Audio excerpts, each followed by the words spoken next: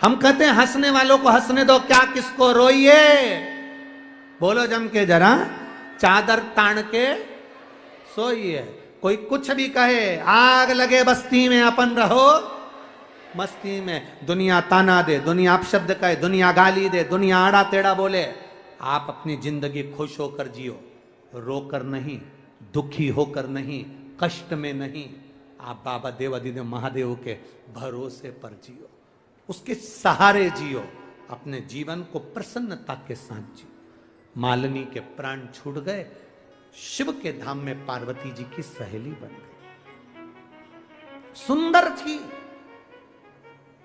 शंकर के मंदिर में एक पुष्प की पंखड़ी देने वाली, ये जितनी आप जितने भी लोग बैठे हैं और जिनको भगवान ने सुंदरता दी है, आप अंदाजा लगाना, पूर्व समय में आपने जरूर शंकर के मंदिर में एक फूल की पंखड़ी या एक पुष्प पूर्व जन्म में आपने महादेव को दिया होगा, इसलिए महादेव ने आपको फूल की तरह सुंदर बनाकर भेज दिया।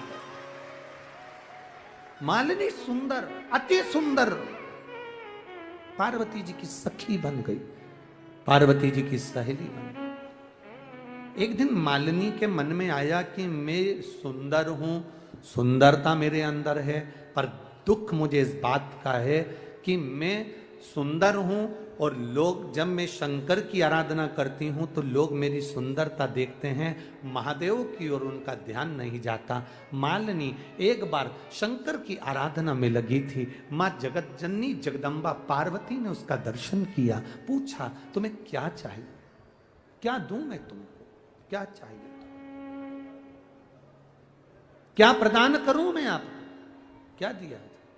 बस कहा, मां आप मेरी सहेली बना लिए हैं आपने मुझको, इतनी कृपा कर दो मां, मेरा ऐसा स्वरूप बना दो जिस स्वरूप से कोई स्नेह ना करे। मां मैं शिव की भक्ति में लगी रहूं। पार्वती जी ने पूछा, ऐसा कौन सा स्वरूप, ऐसा कौन सा स्वरूप मैं तुमको दे दूं, कौन सा स्वरूप।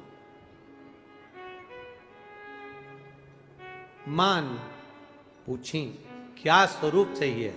बस आप जिस पुत्र को जन्म दोगी, मां आप जिस पुत्र को जन्म दोगी, जिसके धड़ पर हाथी का मस्तक लगेगा, उस गजानंद की सेवा के लिए मुझे भी हाथी का मस्तक लगा दीजिए, जिससे मैं आपके बेटे को अपनी गोद में खिला सकूं और उसको लाड़ लड़ा सकूं।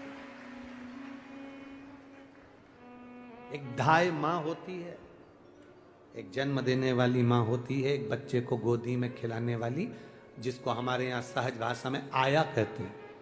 हमारे यहाँ कह देते हैं ये बच्चे को गोदी में खिलाती आया है, धाय मां। मैं उसकी धाय मां बन जाऊं। मालिनी हाथी के मुख को मांगती है, गजमुखी मालिनी, गजमुखी मालिनी। जब हमारे यहां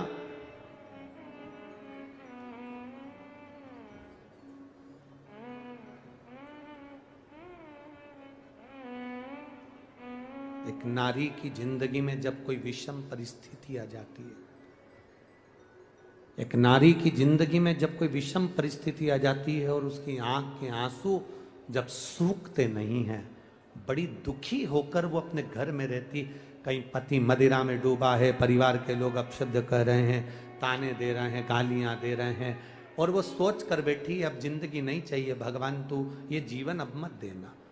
जिसकी बहुत गति बिगड़ी किसी नारी की जिंदगी जब इस तरह से जी रही होती है, शिव पुराण कहती है केवल एक चावल का दाना, एक अक्षत, एक बेलपत्र और एक पुष्प की, लाल पुष्प की पंखड़ी, जो सोमवार की अष्टमी के दिन मां मालिनी के नाम से, मां गौरा के नाम से, आदिशक्ति के नाम से, 3 नामों का स्मरण कर कर, मालिनी, मां गौरा, आदिशक्ति का स्मरण कर कर जो अशोक सुंदरी वाली जगह पर समर्पित कर देती है नारी, उसकी जिंदगी से दुख समाप्त हो जाता है और वो खुशी की ओर अग्रण्य हो जाता है।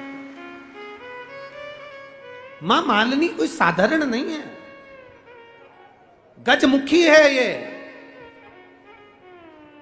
जिसके मस्तक, जिसका शीश गज का है, साधारण नहीं है ये। मत्स्य पुराण कह रही है, विष्णु धर्मोत्तर पुराण कह रही है, और नव दुर्गा उपनिषद कह रहा है, ये मालिनी मां कोई साधारण नहीं। उसका नाम का स्मरण हमारे, एक नारी बहुत कष्ट की अगर जिंदगी जी रही है तो उसको एक बार अपने जीवन में उपाय करना चाहिए, उसको जीवन में एक बार मां गजमुखी मालिनी का स्मरण करना चाहिए, उसकी भक्ति कम नहीं, दुख समाप्त। वो गजमुखी मालिनी एक लाल चंदन में भिड़ा हुआ अक्षत, एक बेल पत्र, एक फूल, लाल फूल की एक पंखड़ी हो, फूल भी नहीं हो तो पंखड़ी भी, मां मालिनी गजमुखी को जब दिया जाए तो वो सुख प्राप्त करती है। सुख, शंकर भगवान के जितने संतान उतना गजमुखी मालिनी ने अपनी गोदी में खिलाया। अशोक सुंदरी को, गणेश को, कार्तिक षडानंद को, जया, विषहरा, शामरीवारी, दौतली देव, ये सब कन्याओं को